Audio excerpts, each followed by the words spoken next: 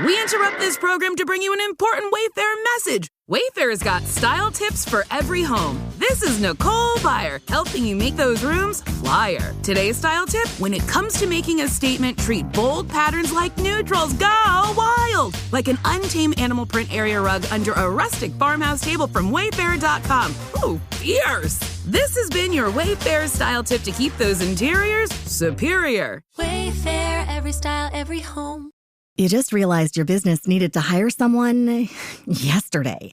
How can you find amazing candidates fast? Easy. Just use Indeed. Stop struggling to get your job post seen on other job sites. With Indeed sponsored jobs, your post jumps to the top of the page for your relevant candidates, so you can reach the people you want faster. According to Indeed data, sponsored jobs posted directly on Indeed have 45% more applications than non-sponsored jobs. Don't wait any longer. Speed up your hiring right now with Indeed. And listeners of this show will get a $75 sponsored job credit to get your jobs more visibility at Indeed.com/ARTS. Just go to Indeed.com/ARTS right now and support our show by saying you heard about Indeed on this podcast. Terms and conditions apply. Hiring? Indeed is all you need.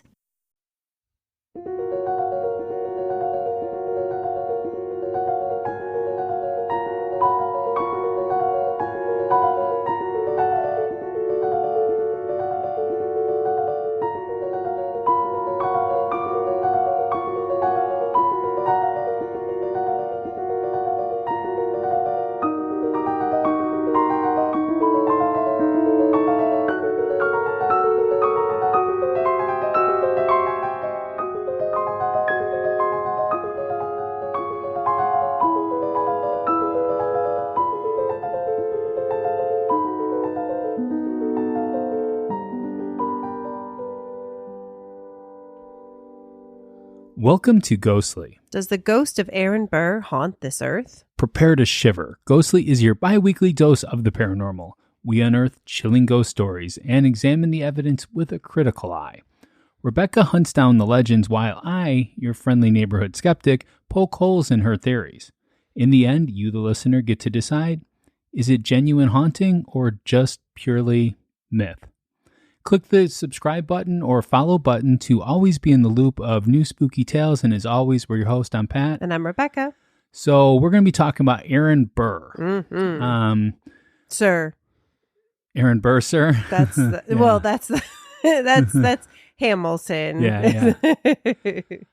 So he was a Revolutionary War hero. Mm-hmm. Would we argue that? Yeah. Oh, absolutely. Okay. So we would argue it then. But he is that. Oh, he is that. Okay. Yes, gotcha. I would argue that he is in fact a Revolutionary War hero. Yes. And he was a vice president. Yes. Or posed to be. No, he was vice president. He was vice president.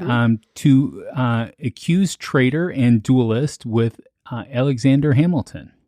His life was nothing short of dramatic. That's definitely a word I would use to describe Aaron Burr. Yes, he went through a lot. He's one of those that, I mean, he had a lot of successes, but also a lot of struggles. Yeah. And outlived a lot of his peers. Yes, that's very true. I would say that, yeah. Mm-hmm. So we're really excited. I've been wanting to do an Aaron Burr episode for the longest time because, I mean, he's just such an interesting, part of our history.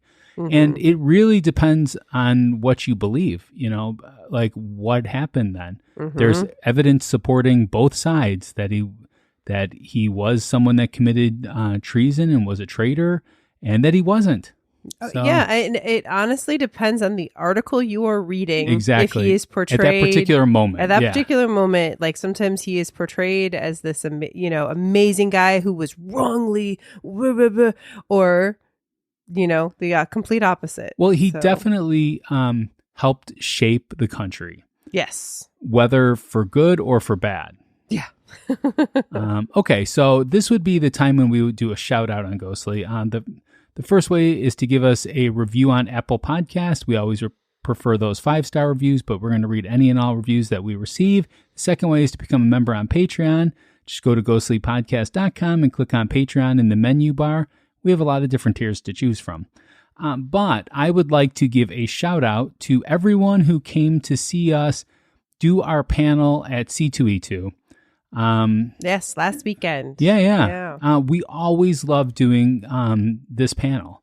It's probably our biggest panel, I would say. Yeah, well, I mean, C2E2 is the biggest, I don't know, comic book convention. Yeah. For those who don't know what C2E2 is. One of the biggest conventions in the Midwest. I'll say that. It could be even more than that. I mean, it's not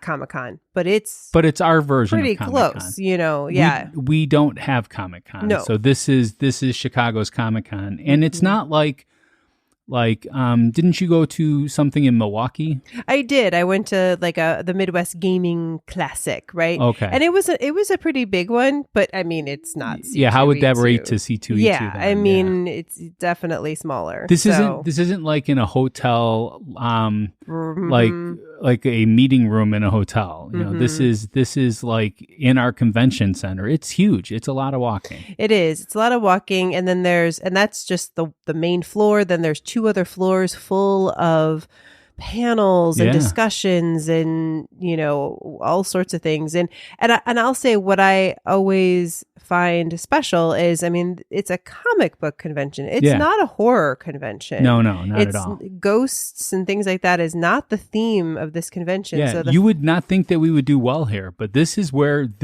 our people are. I know there's a lot of people, and that we always are thankful. There was a good number that said that they had come before, but also most had never seen us before, so that was really great. Well, sadly this time we had a bit of a time slip for those that watch Rocky Horror Picture Show. We were listed at this particular location as at having a different time, but the venue moved us and only updated the app. Didn't update their huge posters that they had in front of every room. Because they probably had ordered them. Yeah. Or there was a miscommunication or something. Whatever. I don't blame C2E2 or Reed Pop or anything like that for that, because I will tell you, this convention is huge. It's really big. And it's amazing that this is the first time that we've ever had any kind of problem. And we've done this 6 years now, I believe. So, and we've never had any issues with this particular time slip thing. So we did have over 200 people that came to see us. Absolutely. But we usually get like 300. So, missed out on some. But if we missed out on you, I am very, very sorry. If you are ever in the Chicagoland area, shoot us a message. You never know. We might be in Chicago at that moment and, can stop by and see you at the water tower or something. Who knows? Well, and we also have, friends that do tours and all sorts of fun things that are going on. So we'd love to do that. And I just want to give a quick shout out to Scott Larson, because he is always gracious enough. He's the comic book guy. So he is always there, or invites us to be on his panel. And also to Grace from Coin Metromania. Who is what is she? A cemeterian? Cemeterian. Yeah, we learned that term. We did. I had never heard of a cemeterian, but I guess there are people that specializes in cemeteries. And you know what? I've never talked to anybody that had more knowledge of a cemetery than she does. So she's amazing. She is, I can always listen to her talk. She's great. One day we'll have her on. Yes, we will. She's more in I don't want to say the skeptic world, but she's more in the reality world. Yeah, but I like think me. Yes, but she does enjoy ghost stories, so I think she'd enjoy it. Yeah. Now, one person who had come to C2E2 but didn't get a chance to see us is one of our listeners, Jessica. Yeah, this broke my heart. It was like, oh man. The time thing just kind of messed everything up, and it's also just a really big place, and there's a lot going on. But she was very kind enough, though, to send us a listener mail. Yeah, about her journey. Being in Chicago. So, all right, let's listen. Yeah. Okay, she says, I recently had the pleasure of staying in Chicago for the weekend. C2E2 was my early Mother's Day gift. Although I was not able to make it to the Ghostly podcast panel, I did manage to get a paranormal experience. For the weekend, I booked a room at the haunted Congress Plaza Hotel in downtown. Shout out to the bonus episode, Talking Paranormally, Haunted Hotels with Tony Sabelski. Tony's just amazing. He really is. Oh my gosh. Sadly, I didn't get the chance to do a tour with Tony, and after failing to get a room on the 12th floor or room 441, it seemed as though I was destined to strike out for any paranormal activity. They put me on the 8th floor in room 838, and it was quite the quest to get there. It is a very big hotel. The hotel was lovely, and my room was comfortable. My C2E2 buddy is a Chicago native, and we chatted about the hauntings one night at dinner. Later that night, after she dropped me off, I got brave and walked to my 8th floor to investigate. It was a big fat nothing burger, and so I gave up. We interrupt this program to bring you an important Wayfair message. Wayfair's got style tips for every home. This is Nicole Byer, helping you make those rooms flyer. Today's style tip: when it comes to making a statement, treat bold patterns like neutrals. Go wild! Like an untamed animal print area rug under a rustic farmhouse table from Wayfair.com. Ooh, fierce! This has been your Wayfair style tip to keep those interiors superior. Wayfair, every style, every home. Then on my last night, we were out pretty late. I like my nothing burgers to have cheese on them. That's just me. Yeah. Definitely. Then on my last night, we were out pretty late, and I didn't get back until after 11:30. The hotel lobby was quiet, and by now getting to my room was almost second nature. Then, while riding the elevator up, the lights flickered in the tiny claustrophobic carriage as it neared my lonely stop. I felt my sleepiness evaporate while the paranoia of being watched set in. The elevator came to a stop, and I longed for my room as the door slid open. The halls of large hotels seemed to go on forever, and I found myself counting steps as the turn to mine came closer. When I finally arrived at the corner, my stomach sank. The final distance to my room was not lit. It was a dark, looming passageway between my room and I. I feared I was to walk through near pitch black before freeing my aching ankles of uncomfortable boots. Apprehension took hold of my feet and legs, but my hands already held the key card and my cell phone. So I thumbed the screen for my flashlight function. Anxious to get into my PJs, I took the first step forward, and the hall came to life with a flash as all the lights ignited at once. Oh, how nice, I thought with relief. They have motion sensors. I had another lovely night's rest and can't wait to visit Chicago again. So that's a bit of a skeptic story. Yes, definitely. And I love how, our minds, even though I am a skeptic, my mind always goes to weird things like, oh my God, this is finally happening to me. These shadow people are finally going to get me. And then, no, it's nothing. So yeah, no, this is great. We want to hear these stories too, right? Yeah. We like the ghost stories, but we also like the ones where something creepy and then you realize what it was. Absolutely. Yeah. So we always want to hear your stories. You can send us a story. You can email us at info@ghostlypodcast.com or use the contact us form on ghostlypodcast.com.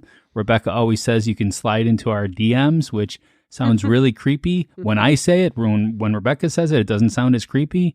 I don't know. Or one of our favorite ways is to get a ghost story in the actual mail. What's our P.O. Box number? It is P.O. Box number 264. Ooh, where's that at? Geneva, Illinois, 60134. Okay, and no one's going to remember any of that, even though you said it in a pleasant way. Go to ghostlypodcast.com, scroll to the bottom, and it's in the footers. Yes. All right. Now we have our Pat's favorite time. Oh my God. It's time for the polls. Can't we just skip it? We did C2E2. No. We got to talk about the polls. So in our last episode, we talked about the Mount Washington Hotel. We did, yeah. We did. I remember that. Mm-hmm.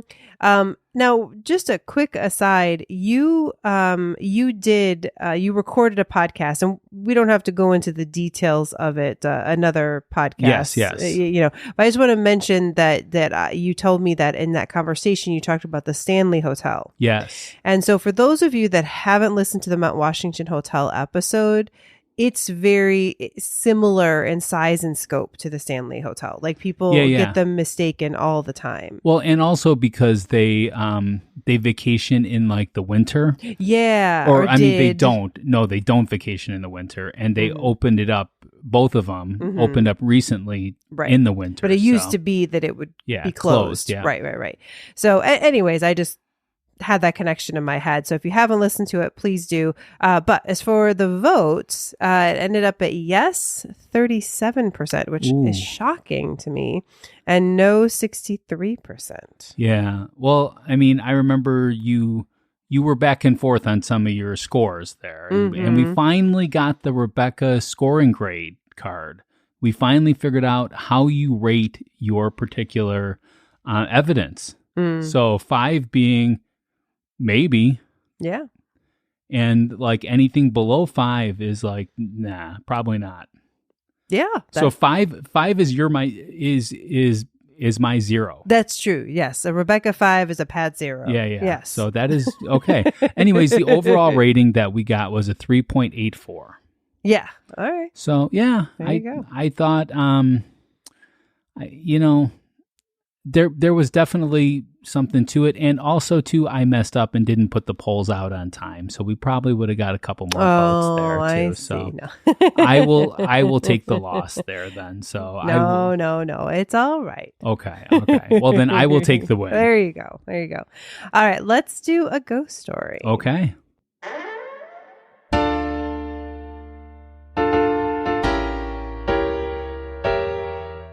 It's time for a spooky tale from Rebecca.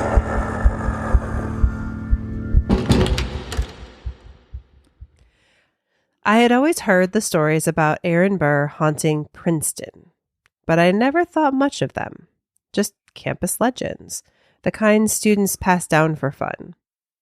Still, one night in late November, when the campus was cold and empty after a long day of classes, I found myself walking alone down McCosh Walk. The moon hung low, casting a pale glow over the ancient trees.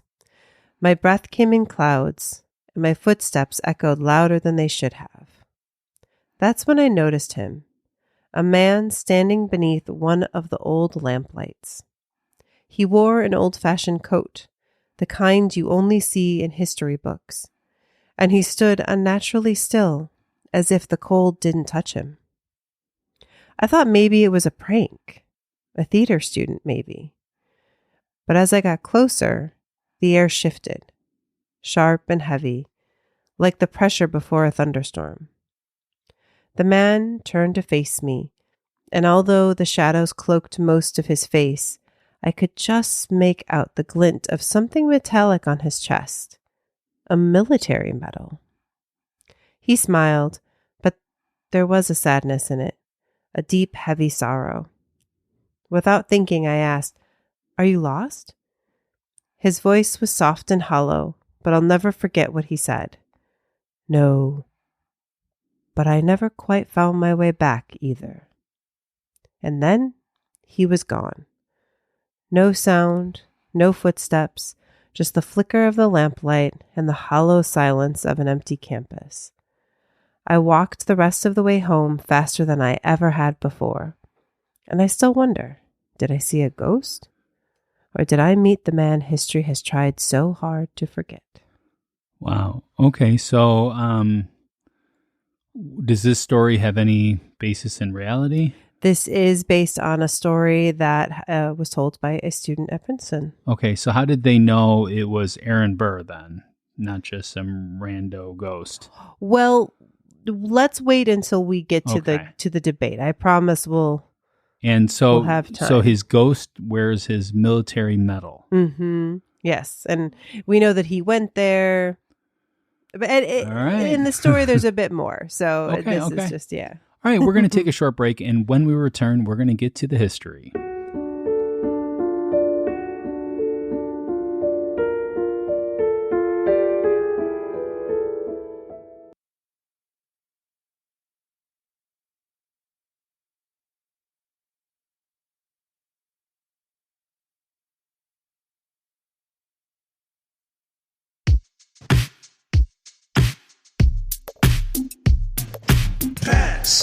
Facts. From a skeptic point of view. Facts. He presents it all to you. Facts. All right, we are back, and let's just get into the pet facts. Pet facts. So Aaron Burr Jr. Yes. I didn't know it was Junior that we were talking about. I didn't either until I was doing that. Yeah, he's one of the most controversial figures in early American history. Yes. We have a lot later in history, but this is early. Yes. I mean, I was going to say, so are we settling in for like 2 hours of history today? Because you could do 2 hours. I know, of but I tried to keep it. I tried to keep it to highlights. For okay. Him, so. I love this history stuff. This is good time. So he was born February 6th, 1756 in Newark, New Jersey. So he was, and not many of them were during this time, the revolutionaries, they were not usually born in the United States. Yeah, that's true. Right. So he was a true American. True American, yeah. Okay. He was a real American. Hero. He came from a prominent and well-educated family. His father, Reverend Aaron Burr Sr., was the second president of Princeton University, but it wasn't called Princeton. Mm-hmm. It was called the College of New Jersey. His maternal grandfather was Jonathan Edwards, a significant figure in the First Great Awakening and a renowned theologian. Mm-hmm. Do you know what the First Great Awakening is?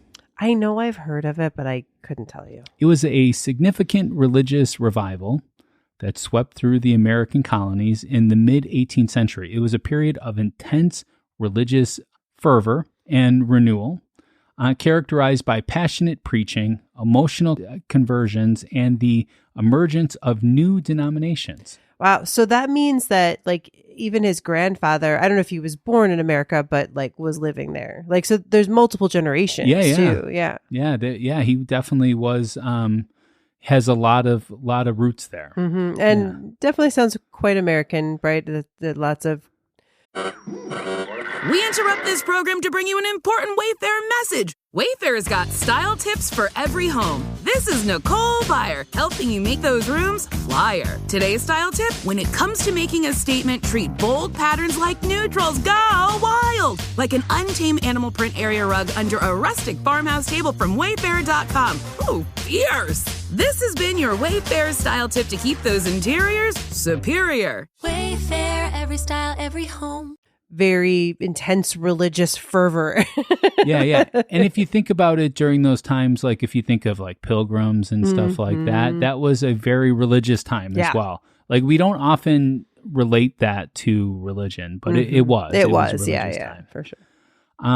Burr Jr., I'm just going to call him Burr from now on because we don't talk about Senior anymore, but yes. Burr Jr. Demonstrated exceptional intelligence from a young age. He entered the College of New Jersey, again, becomes Princeton at some point, at the age of 13 and graduated at 16. Wow. He was very young. He initially studied theology, just like his great-grandfather and his father, but later pursued a career in law. Same difference, right? Yeah. Theology and law, yeah. Burr's studies were interrupted by this thing that happened during that time. It was, the American Revolutionary War. Yes. He joined the Continental Army in 1775 and served with distinction. He participated in key campaigns, including the invasion of Quebec under Benedict Arnold.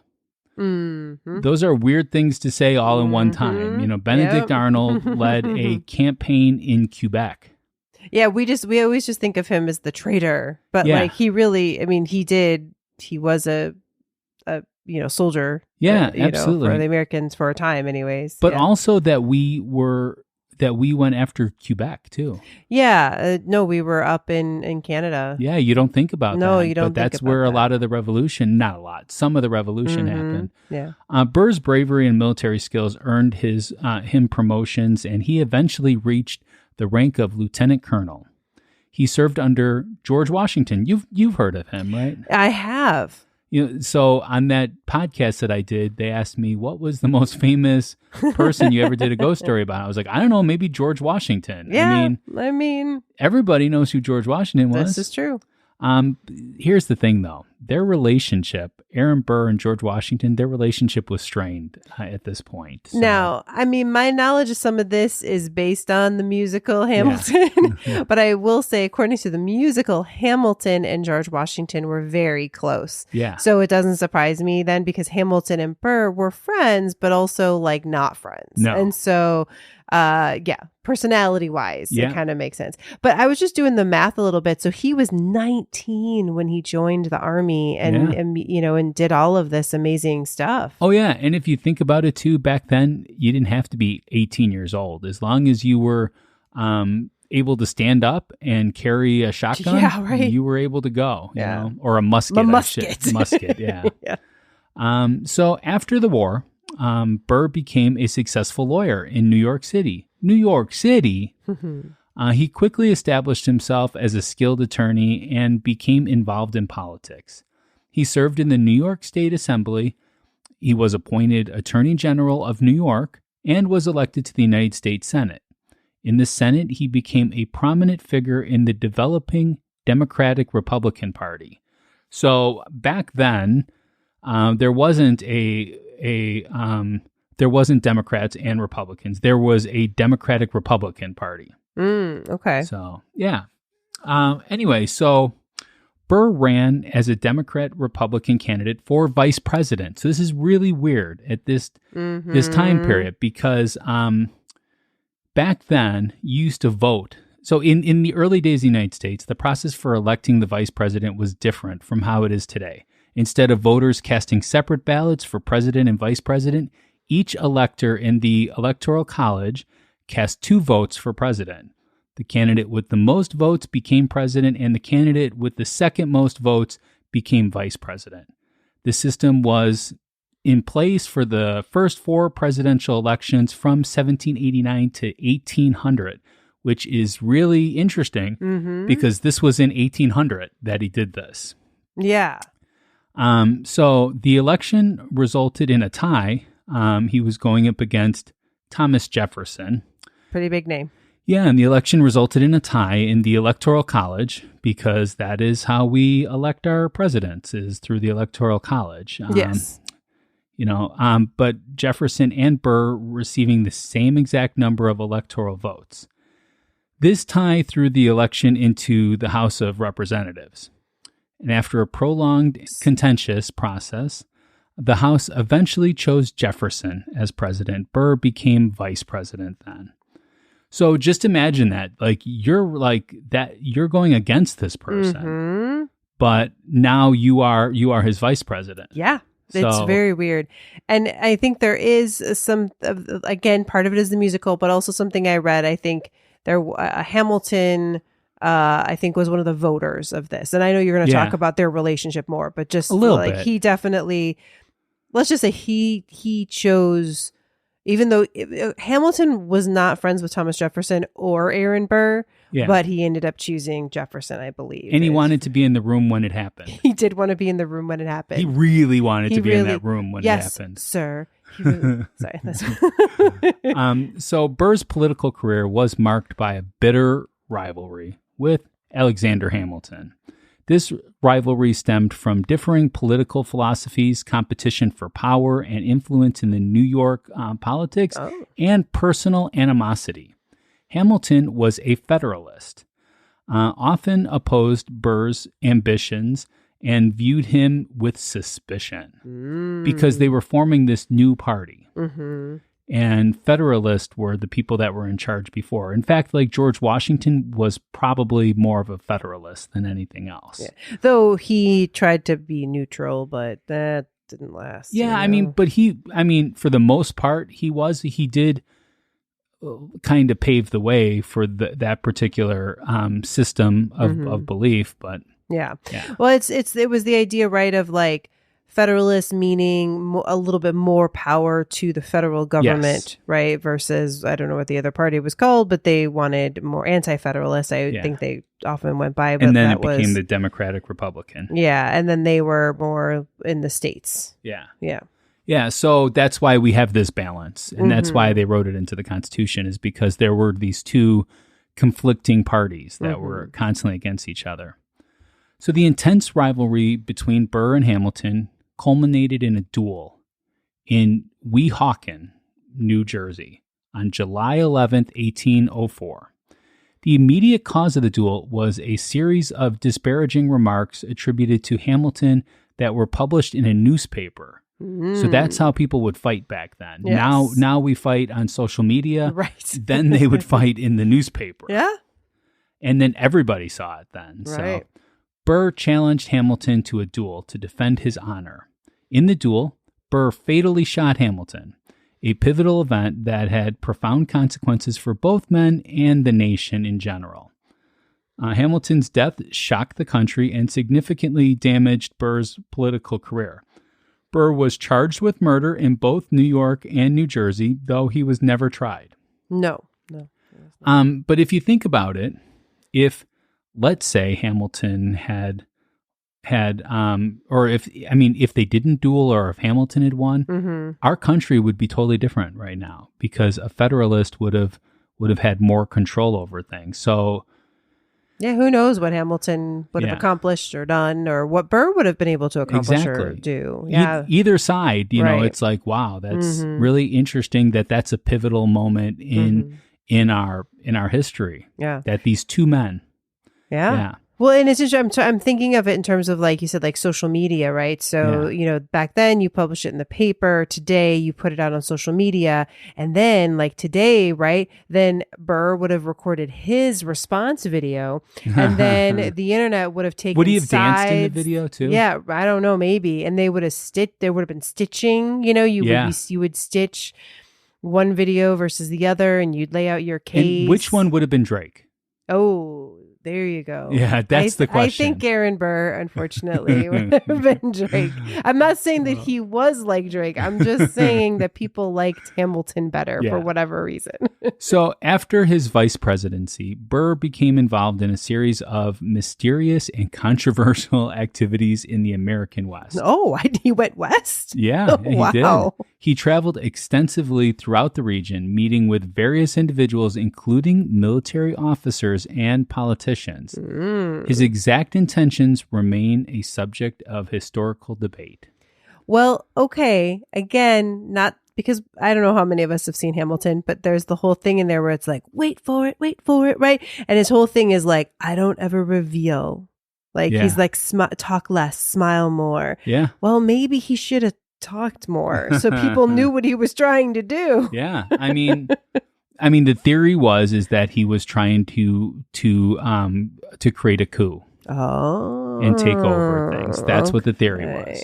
So Burr's activities in the West led to accusations that he was plotting to dismember the United States and establish an independent nation. Dang. He was arrested and charged with treason. His trial presided over by Chief Justice John Marshall. Wow. Himself, yeah. He was a major legal and a political event of the day. In 1807, Burr was acquitted of treason, but...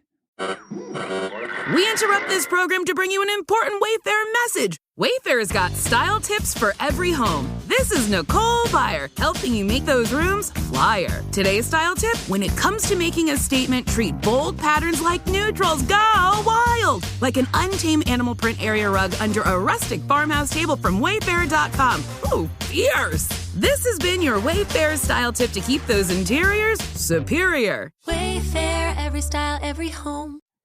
He still had all those charges against him, and it was still hard for people to let it go. Yeah. And the trial further tarnished his reputation and effectively ended his national political career. Yeah. I mean, even if you get acquitted, people are just going to assume it was like some technicality or because you're rich or because of whatever. Yeah, absolutely. Yeah. So after his acquittal, Burr returned to practicing law in New York City.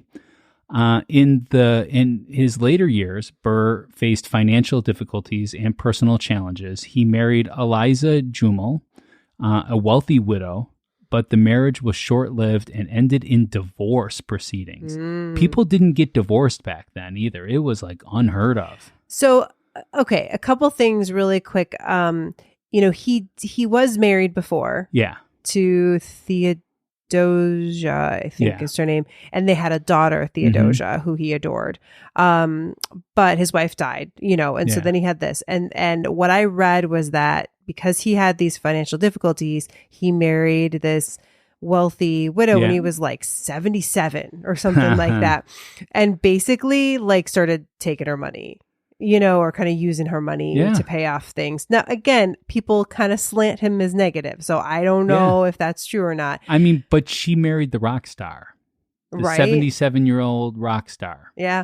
But I think she realized he was taking the money. And so, like, now, again, for dramaticness, they were like, and the same day he got his divorce papers is the day he died. Well, he died on September 14th, 1836 in Staten Island, New York City at the age of 80. Okay. So, I mean, I don't know if that's true, that part I just said, but, a similar time frame. So, Aaron Burr remains one of the most complex and controversial figures in American history. He was a man of great talent, ambition, and charisma, but his actions, particularly the duel with Hamilton and all of the charges being brought up against him for treason, have made him one of the more infamous founding fathers. His legacy is still debated today, with some historians viewing him as a victim of political intrigue and others seeing him as dangerous and unprincipled opportunist. I would say it's probably in the middle somewhere. Yeah. If I had to guess at what this was. So there was also talk that when he was being tried for treason, that other countries were actually backing him in this independent nation thing. Okay. Because they were having problems with trade with the now United States. Okay. So there was talk of we can get a better trade deal if the United States doesn't exist anymore. I see. And also if you break up some of the states a little. Sure. Well, and I'm, again, it's really hard to know. So, you'll read that Hamilton spread a lot of rumors about Burr and accused him a lot of things.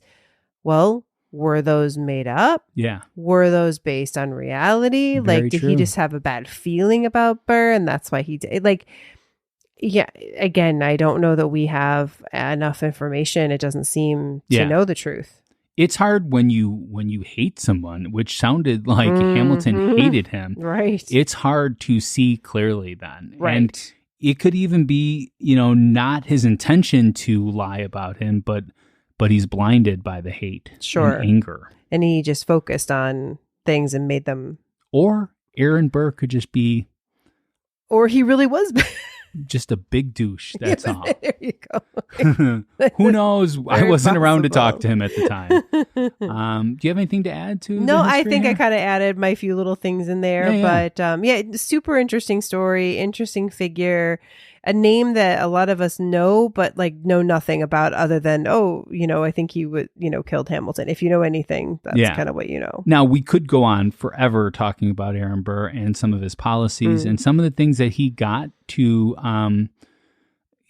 voted in and some of the things he didn't get voted in because of Hamilton being against him. There was a big, when I say that they were always dueling in some sense, they were forever. It was like they were always in competition with each other. They did not like each other. Yeah.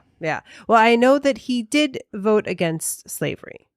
He did, yes. I don't, but then I also read that he also had slaves. He did, yes. So that's, common for back then, I guess. But also, too, it's not enough just to say you voted against slavery. It's why did you vote against slavery? So there could have been other reasons why he voted against slavery that had nothing to do with slavery at all. It was to side himself with a particular person. Right. I mean, he was in the North. Yeah. Slavery gave the South power. Yeah, exactly. So, I mean, there's a lot of different things that slavery brings to the table when we're talking about it. And unfortunately, it's not just as cut and dry as you did the right thing, you did the wrong thing, It's there's so much other stuff with it that it's like anything nowadays. If Congress passes a law or something like that, they always tack on 10 different things onto that law. So the law that you think you're getting actually changes 10 other things.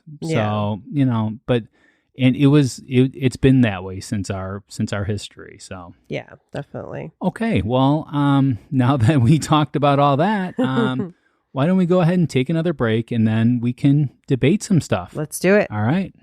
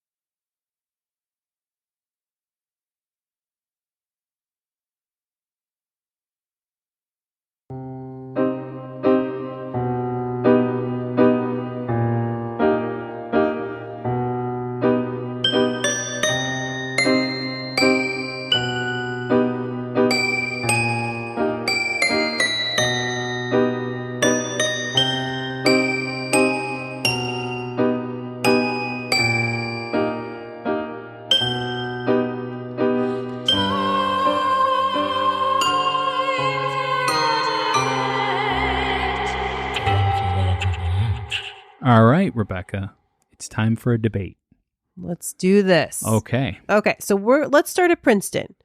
Because we had our story, right? Or at the New Jersey College. New Jersey College, right? Okay. Because now Aaron Burr Sr. obviously is also a fixture there, but of course we're talking about Aaron Burr Jr. Yes, and his ghost is really basically part of campus culture. Okay. So in 1892 is when that story happened that I told. So the student wrote in the Nassau Literary Review that while trampling along McCosh Walk, quote, during the moony time of evening. Again, 1892. I don't know, right? He ran into the ghost of Aaron Burr, who explained that the mood of the campus had summoned him from the other realms. Quote, "What is your proper abode?" the student asked. "Are you when at home in the realms of the blessed? Or are you... Yes, I am the latter. I am always in Princeton for a while before examinations and during them. You know what this is during that period. We didn't need otherworldly confirmation of it. But yes, exam period is hell." Okay. But so because of this thing that happened, I just want to mention, this isn't the ghosty part, but like it is a campus thing of, I think with fraternities or different groups, student groups, to go and look for the ghost ever since then. And some say they see him, some say they don't. But this was the original ghost sighting. Yeah, so I don't know. To me, this original one, the idea that these strong emotions or traumatic events can leave a spiritual residue is a common theme in ghost lore, right? It's that, that these things linger.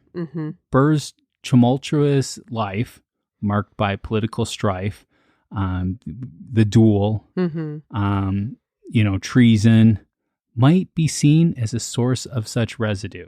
Yes. Like, in all accounts, he was a very well-spoken man. He wouldn't have spoken like this. That doesn't seem fitting of his voice in other things that I have read that he's written. Although he did have a certain air to him, which seemed a little bit more stuffy than most of the founding fathers back then. I would say that does not sound like his voice at all. It sounds like this person having emotions. It's only one person that saw it. It was back after the spiritualist movement. And I don't know, it just, to me, that sounds like convenient. So 0 for me on this one. Okay. I'll give it a 6. Okay. I think it's possible. We're going to find that Aaron Burr's ghost is not just tied to one place. Yeah, but a 6 is like a 1 for me. Yeah. Or maybe a 2 for me. I think it's a little bit more than, It's just over neutral. Yes, I think it's possible. It's a little bit more than 50-50 for me. Gotcha. Right? Yeah. Okay. Because there, again, like I said, there are others, who claim to have seen him there, but he didn't necessarily have anything negative that happened to him at the school. So maybe it's also where he feels comfortable because it's a place where things were okay for him. Okay. So our next evidence, again, we're always going to be moving to a new place with all of these because, as you say, he had a lot of traumatic things happen to him. So there's maybe his the residue of him is kind of in multiple places, I guess we could say. But the next place we're going is to the Aaron Burr house in New Hope, Pennsylvania. It was the home of some of his friends. Okay. And basically he went there after the duel to try to kind of get away from the heat of the murder charges and how angry everybody was at him in New Jersey and New York. So he went to Pennsylvania to kind of like let things cool off.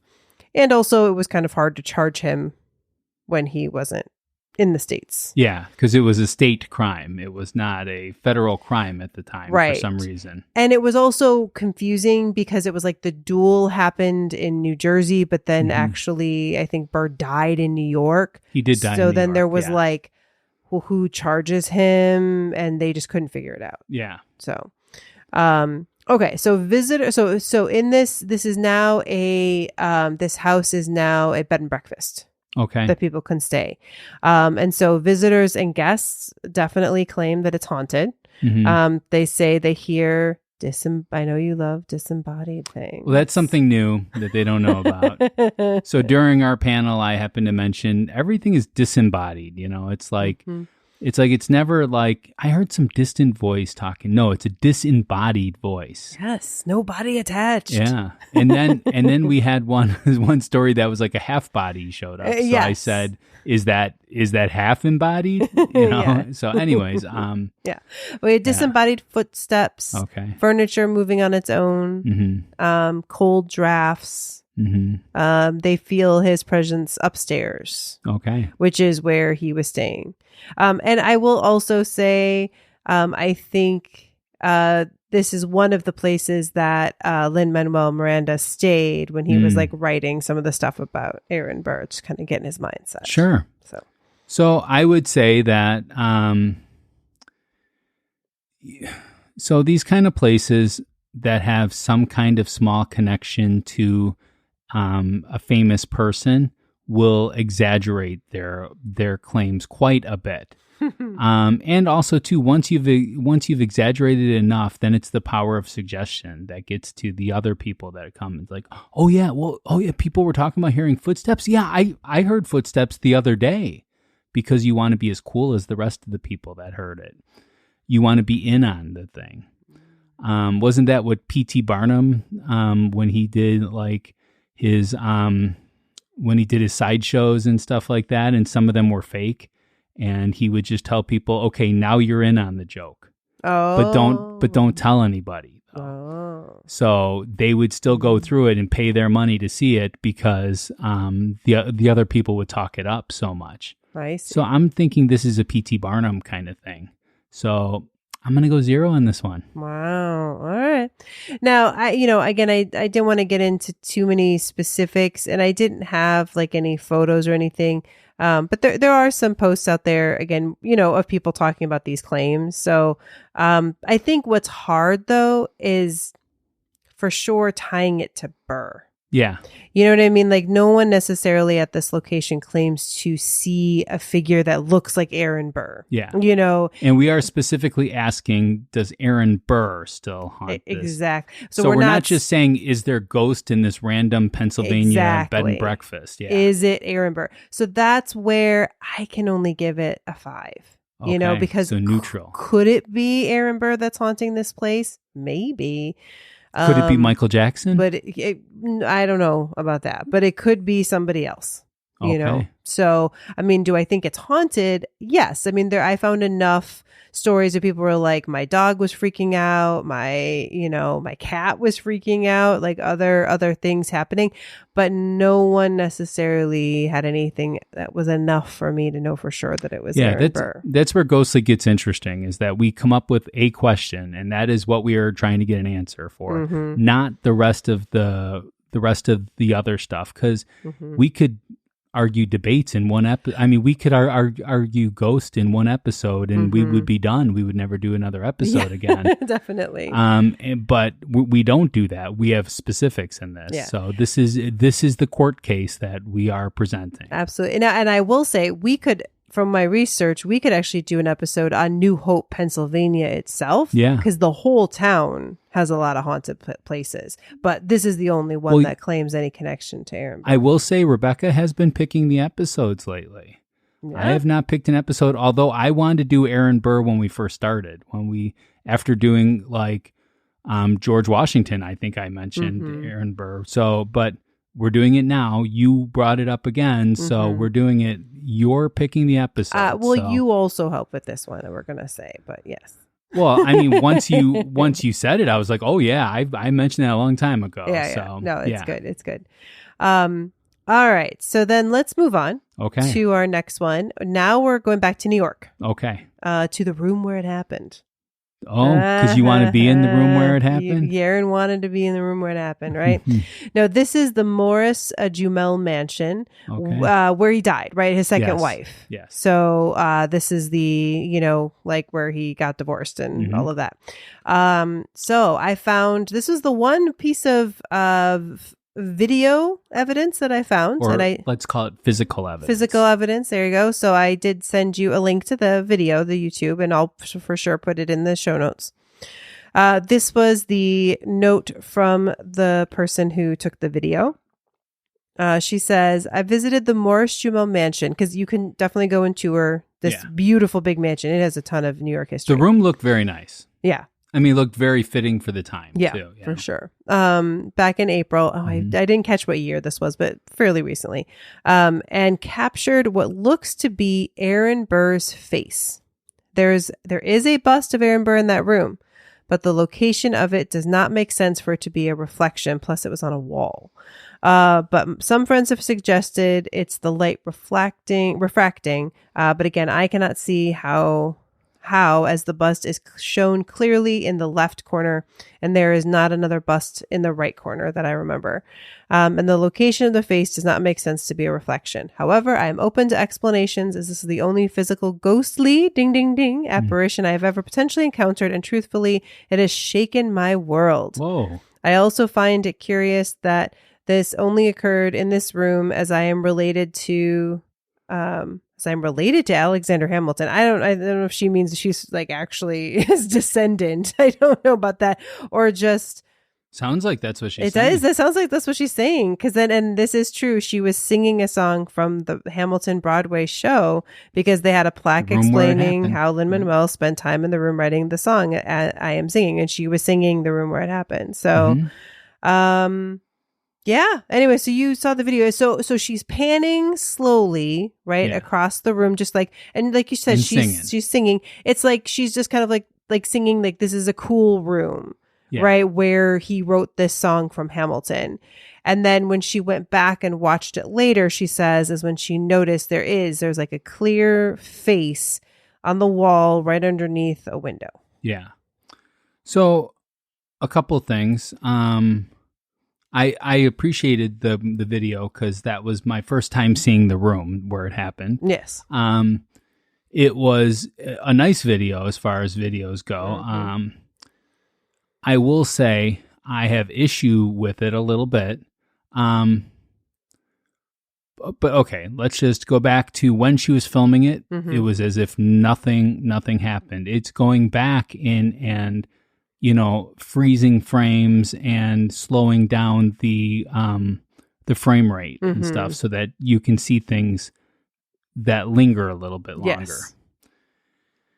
So, some observations I made with this particular one. First of all, when the camera moves, the image does not move. So the image is tied to the wall. Yes. The image is not sitting on the wall. It is the wall. Mm-hmm. It's on the, I mean, it is like built into the wall. Mm-hmm. So that is something that I found very interesting, because if you're thinking that this is like a disembodied head, wouldn't that be something that would like move at its own and not with the wall? You know, it wouldn't, I mean, wouldn't you think it would have its own like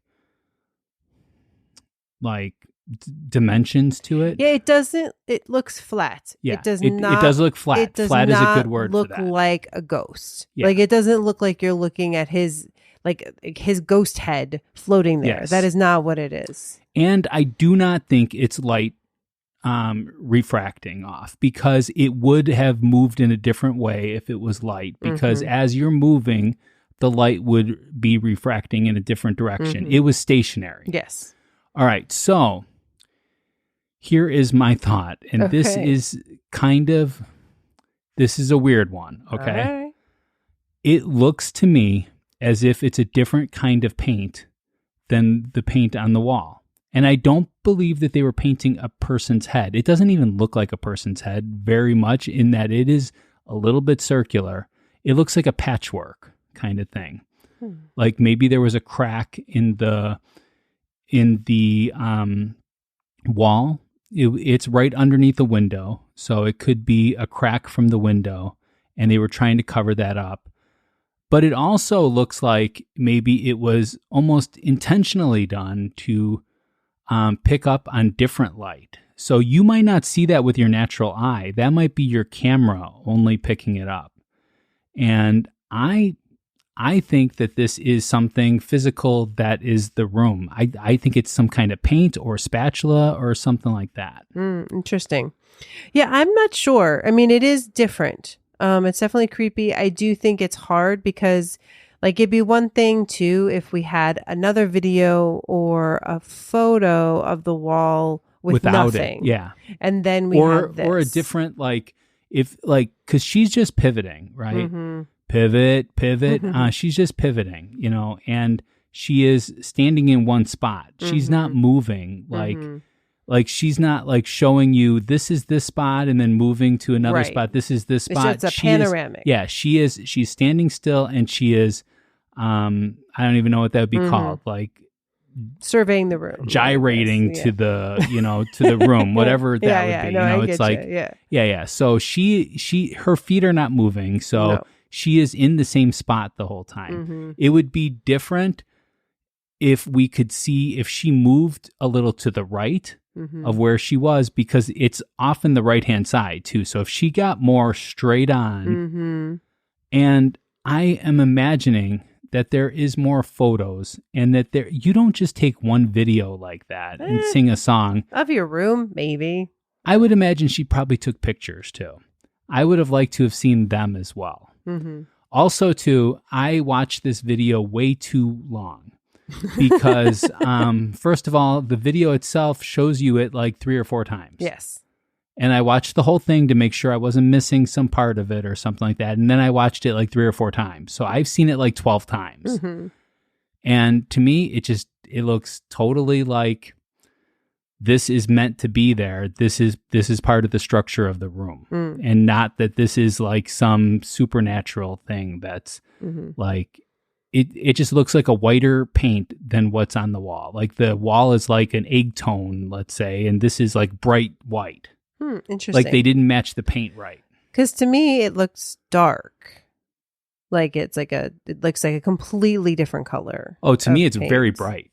I don't know. Very bright. Well, yeah. So, I mean, I guess to me, the only thing I'd say in its favor of being potentially something supernatural is that, you know, the person doing this does seem pretty open about it. Like, hey, I was looking at this stuff afterwards and I saw this and I think it's weird, but, you know, here's some reasons why it might not be. If anyone has any thoughts, please tell me, because it's kind of freaking me out. Like, they didn't post it necessarily like, I'm a ghost hunter and I'm trying to, you know, get notoriety for having a ghost thing or anything. And in fact, there's no notoriety. There's only like 600 subscribers to the person's channel.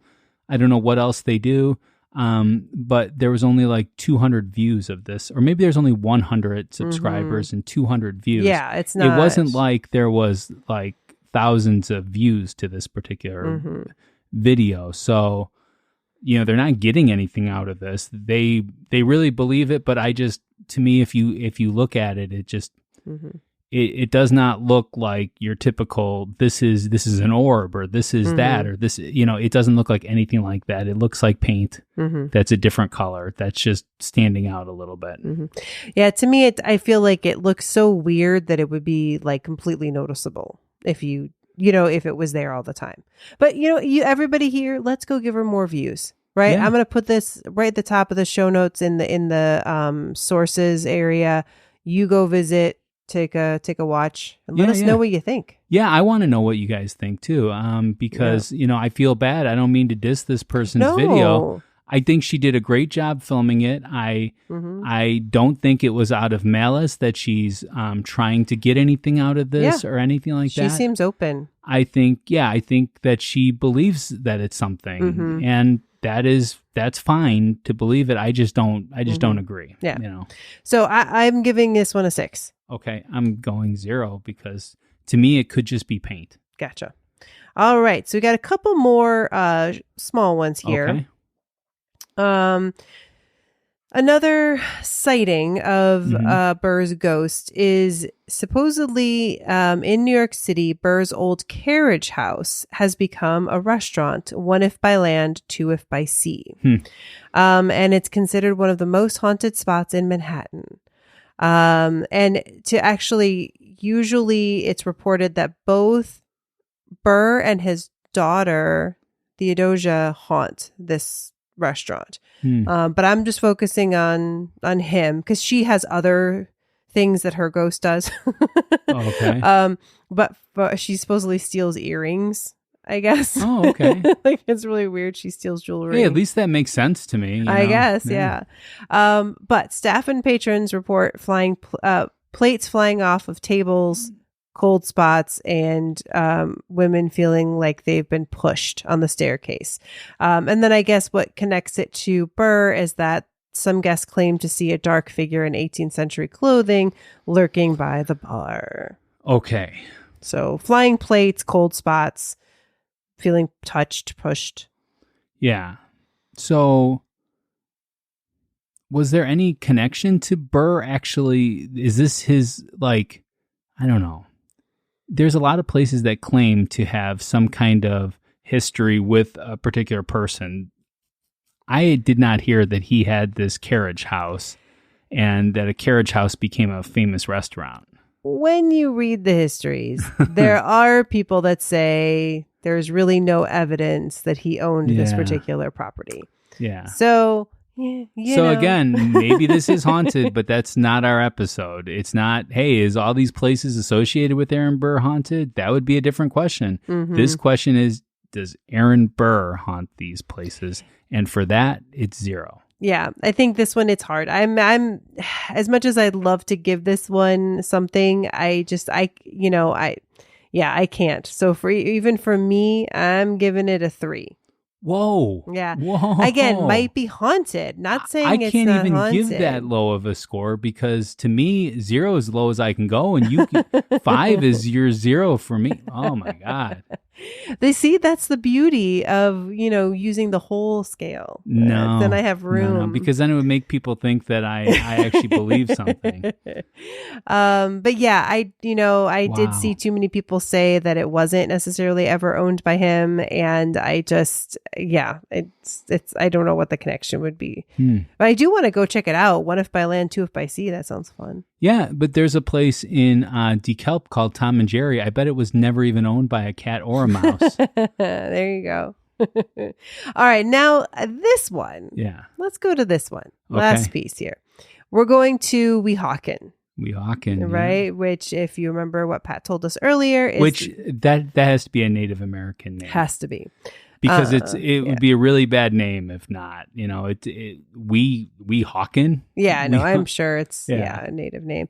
And it is the site of Burr's famous or infamous duel with Hamilton. So visitors to the dueling grounds have reported overwhelming waves of sadness, anger, and regret, feelings that hit without warning. So that is something that we don't always talk about with hauntings. Like sometimes it's more just about the emotions that people feel when they're in a place. Though there are some reports that people see two shadowy figures at dawn.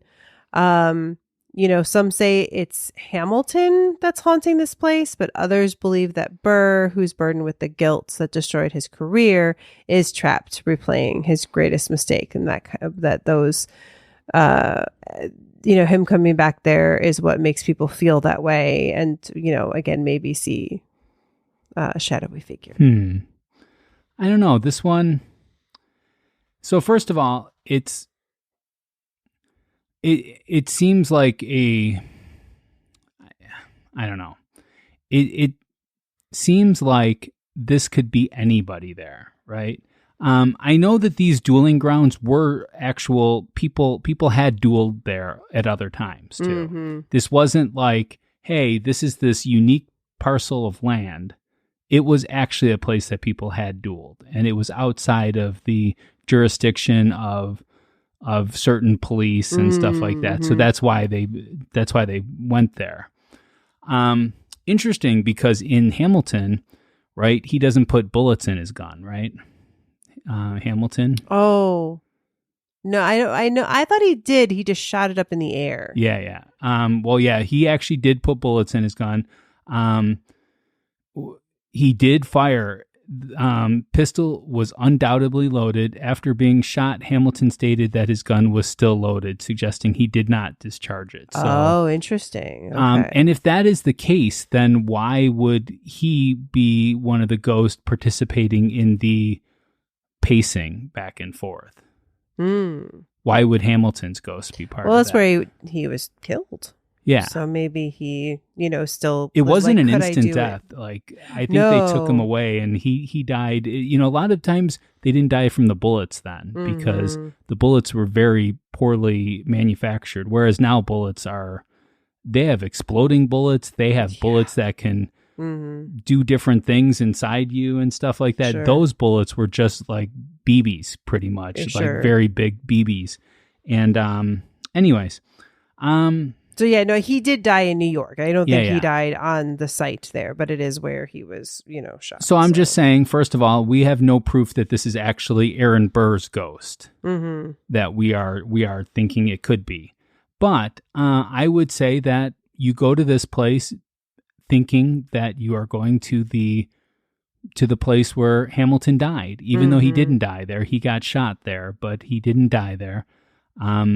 So I would say you go there with a certain amount of sadness. You go there with a certain amount of, I don't even know what it is, like a grim feeling. And that grim feeling sometimes can make you believe and interpret things to be that there is some unnatural thing there, which I don't think that I don't think there's anything here that really says anything like that. As far as there's no images, I don't see any pictures. There's no videos. If this was commonplace, we would see some of these things more often. So unfortunately, I'm going to have to go 0 on this one too. I'm going to give it a 6. A 6, okay. Yeah, I think like sadness, yes. I don't know if I felt anger or regret there. I'm not sure that's what I would, especially anger. I don't know. Well, anger is one of the stages of grief. So a lot of times people will, even though they don't know somebody, they will experience some of these symptoms of grief because of the idea of death. And it's more so that they are angry and grieving themselves than they are of that, because they know this puts a certain amount of humanity to yourself and mortality. You sense your own mortality causes a little bit of anger and regret. Think of how this country could have been. I mean, like we even brought that up during the history. This one incident could have changed our whole history completely. So who knows? Who knows? All right. I'm going to go 0 on this one. Okay. As I said, 6 for me. Okay. So what is your overall rating? So my overall rating, it's a tricky one with this. I think I got to go 5. 5. Like, is it possible he's still around? Maybe. All right. Yeah. What about for you? I'm going to go 0. Okay. I did 0s the whole way. Yeah. There was just nothing concrete that stood out to me, but we'll talk about that in a second because that brings us to the closing arguments. This is our last chance to convince you to vote our way. We are each given 1 minute of uninterrupted time. We will time each other on Ghostly's new studio clock to keep everyone honest, Rebecca. Pat. Rebecca, I have never fibbed, not even a half second. Rebecca, are you ready? I'm ready. So you will hear the countdown. Okay. So you know when to begin. All So right. there's no cheating. So you are ready. I'm ready. All right. So here we are talking about the ghost of Aaron Burr. Sir. Sorry, it's really hard not to just say the sir.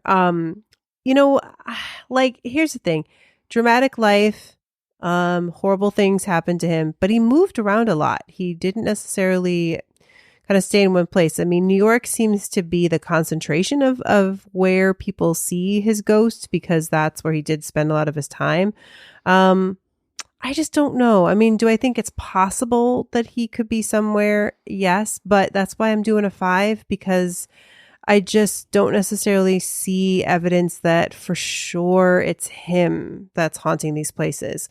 Or is it just that we have a memory of him in these places and so when they're haunted, we associate it with him? I'm just not sure. And that's where I'm at.